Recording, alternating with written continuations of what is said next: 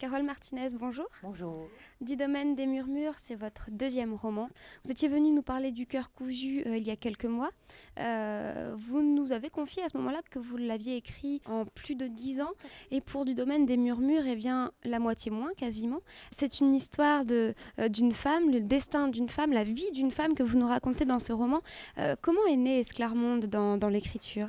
La jeunesse de ce livre est vraiment incroyable. Juste avant d'écrire Le cœur cousu et de me lancer vraiment dans Le cœur cousu, j'ai eu peur. Et donc, je me suis dit, ah ben non, je vais en écrire un autre. Et à ce moment-là a surgi l'idée du domaine des murmures. Le domaine des murmures étant, d'après moi, un château qui aurait pris ce nom parce qu'en fait, il aurait été construit au cours des siècles par des propriétaires, par des châtelains différents. Et sous le premier bâtiment en pierre construit, une femme aurait été emmurée vivante au XIe siècle pour servir de graine.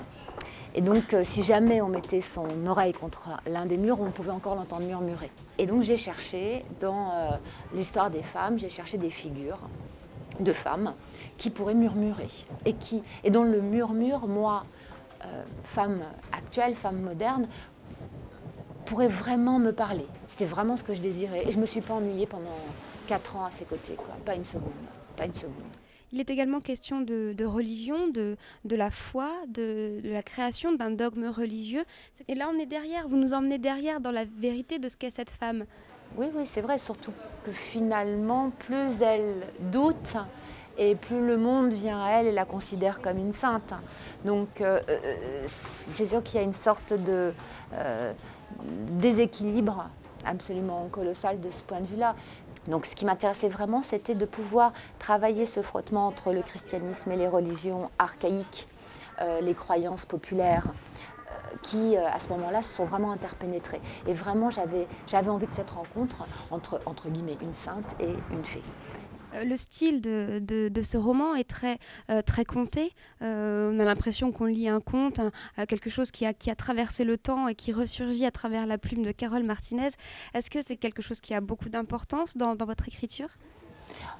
Je pense qu'avant d'être un auteur, finalement, je suis une conteuse. Même si je m'appuie sur... et que je fais énormément de recherches. Je fais beaucoup de recherches. Mais en fait, je ne considère pas que je sois complètement dans l'historique puisque je décolle sur le plan du merveilleux. Et donc, oui, ça reste un conte. Ça reste pas vraiment...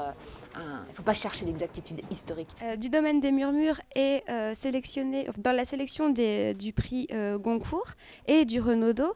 Qu'est-ce que ça vous fait ? Est-ce que vous êtes excité ? Est-ce que vous avez peur ? Qu'est-ce que vous ressentez ? Ah bah, c'est fantastique, hein. Moi, je suis aux anges. Je suis vraiment ravie. Après, l'avoir, pas l'avoir, ça c'est un autre problème.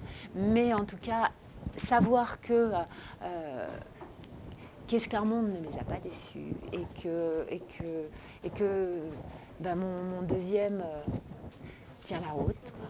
Ça me fait vraiment infiniment plaisir. Infiniment plaisir.